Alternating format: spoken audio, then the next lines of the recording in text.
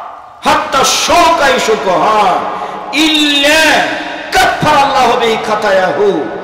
মুমিন পুরুষ নারীকে হয় না কোনো ব্যথা, হয় না কোনো কষ্ট, হয় না কোনো জ্বর জ্বালা, হয় না কোনো দুশ্চিন্তা, হয় না কোনো সমস্যা, এমনকি পায়ে কাঁটা লেগে যায়, এরপরেও সব কিছু দিয়ে আল্লাহ তার পাপকে ঝরিয়ে দেন। আল্লাহ রাসূল সাল্লাল্লাহু আলাইহি সাল্লাম বলছেন, পৃথিবীর মানুষ শুনে রেখো। ও জিজ্ঞাসা করা হলো, আইয়ুন্নাসে আসাধ্য, বলেন আল্লাহ নবী, কার সবচেয়ে বেশি অসুখ বিসুখ হয় বলেন তো, কার বেশি হয়?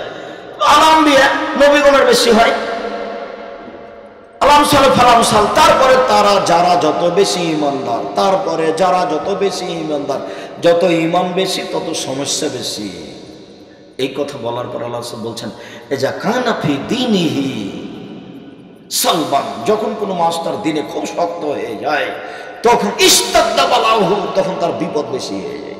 চতুর্দিক থেকে ব্যবসা বাণিজ্য, ছেলে মেয়ে সব জায়গায় ক্ষতিগ্রস্ত হয়ে যায়। তখন রাসূল সাল্লাল্লাহু আলাইহি ওয়াসাল্লাম বলছেন, সমস্যা নেমে আসে আলা নাফসিহি, তার নিজের উপরে, সমস্যা নেমে আসে আলা মালিহি, তার টাকার উপরে, সমস্যা নেমে আসে তার ছেলের উপরে, ছেলে মেয়ে আহাল পরিবার সবাই বিপদগ্রস্ত। সুম্মা ইয়ামসি আলাল যে লাইসা লাহু যামবুন, তারপরও মাটির উপরেই চলে, তখন তার আর কোনো পাপ থাকে না। আজকের কথার শেষের দিকে রাসূল সাল্লাল্লাহু আলাইহি ওয়াসাল্লাম বলেছেন যে কারো যদি আল্লাহ জান্নাতে একটা ভালো জায়গা লিখে দিয়েছেন, ও জান্নাতের এই পর্যায়ে যাবে, লাম ইয়াবলুগ বিআমালিহি, লাম ইয়াবলুগ বিআমালিহি, কিন্তু আমল করে করে সেই জায়গাটা ধরতে পারছে না। দামি জায়গায় কিন্তু আমল করে যেতে হবে। মনে পড়ে না, ওই যে একদিন সাহাবী এসে বললেন, আল্লাহ নবী, এই যে আপনার জন্য আমি মিশকের ব্যবস্থা করেছি আর পানির ব্যবস্থা করেছি। বাহ, তুমি তো খুব ভালো ছেলে গো, সালমা সে, তা তুমি চাও চাও চাও চাও তো, কি চাইবা? আমি খুব খুশি হয়ে গেছি তোমার উপরে, কি চাইবা চাও। তখন একটু পরে সাহাবী বলছেন, আসআলুকা মুরাফাকাতা ফিল জান্নাতে, আপনার সাথে জান্নাতে থাকতে চাই। বলছেন না, আমার গায়রা যাক, না না না না, এটা নয়, এটা নয়, এটা নয়, অন্য চাও, অন্য চাও, অন্য চাও। তখন সাহাবী বলছেন, হোয়া যাক, ওটাই চাই। তখন আল্লাহ রাসূল বলছেন, আইন আলা বিকাসরাতিস সুজুদ, আমি এটা পারবো না, যে তুমি একটু বেশি বেশি নফল পড়ো, দিয়ে আমাকে সাহায্য করো।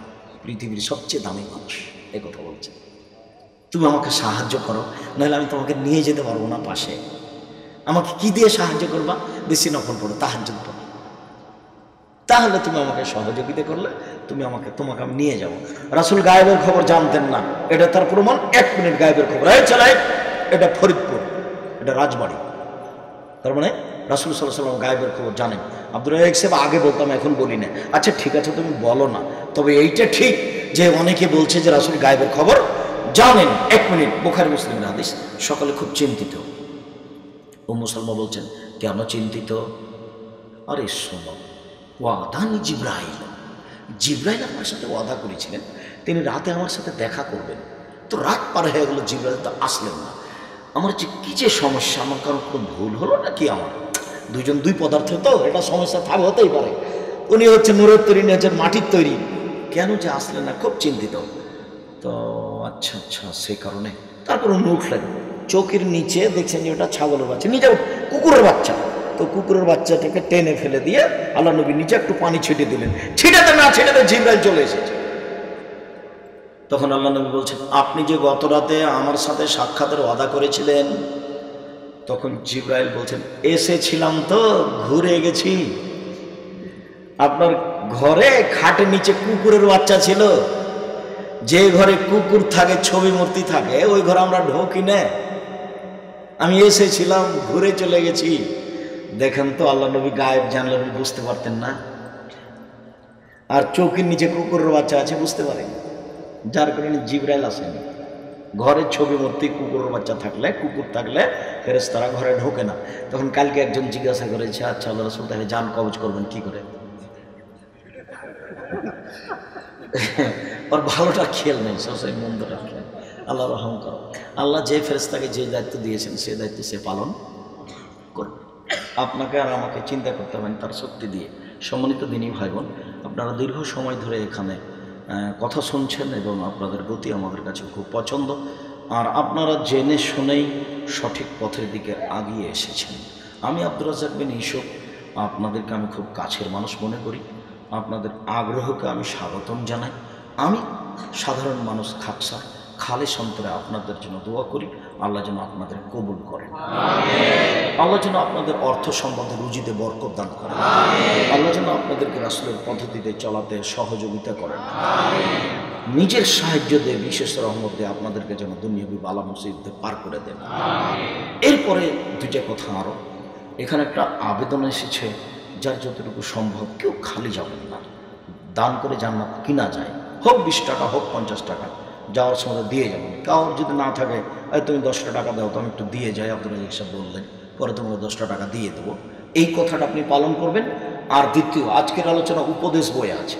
আব্দুল্লাহ আপনাদের অনেক কাছের ছেলে, অনেক কাছের ভাই, অনেক কাছের ভাতিজা, সেটা আমিও মনে করি, আমিও বলছি যে আপনারা সবাই মিলে দোয়া করি, আমরাও দোয়া করি আব্দুল্লাহ, আব্দুর রহমান, আব্দুর রহিমকে আল্লাহ কবুল করুক।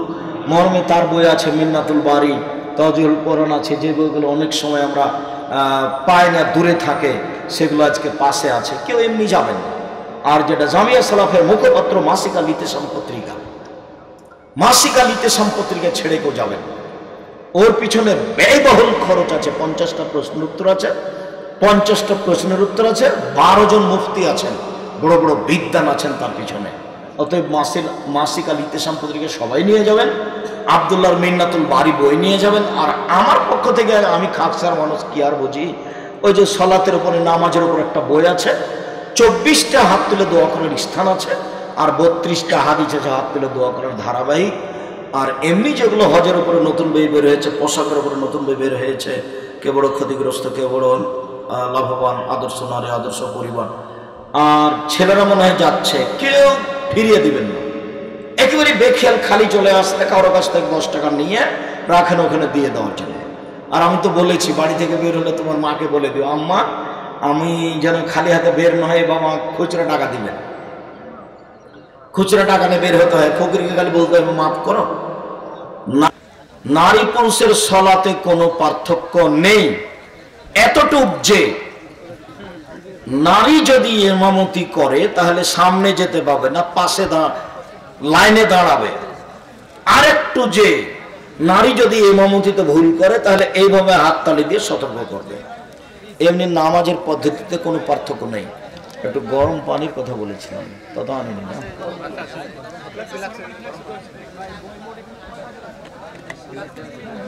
কোন আমল করলে ঈমান নষ্ট হয়? শিরক জাতীয় আমল করলে কে বড় ক্ষতিগ্রস্ত, বই দেখেন, সিরিয়াল দেওয়া আছে, এখানে একটা বই আছে কে বড় ক্ষতিগ্রস্ত। ওতে যা আমলের কথা আছে শিরক হিসাবে, সবটাতেই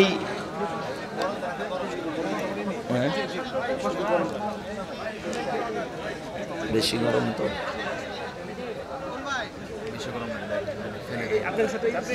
অনেক গরম না, অর্ধেক করো। এই যে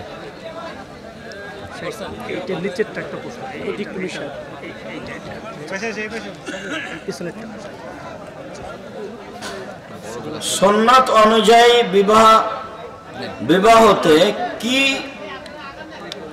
কিভাবে হবে ও হবে কিভাবে?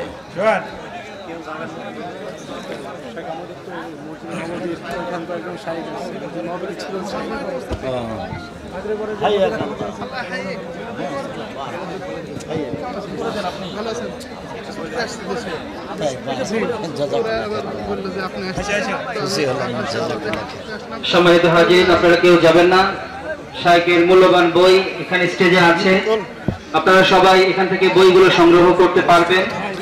প্রশ্নোত্তর শেষে সকলেই বই সংগ্রহ করে যাবেন। এবং মাগরিবের পর বিশেষ আকর্ষণ, মাগরিবের পর আমাদের বিশেষ আকর্ষণ রয়েছে পবিত্র মদিনাতুল মুনাওয়ারা থেকে, যিনি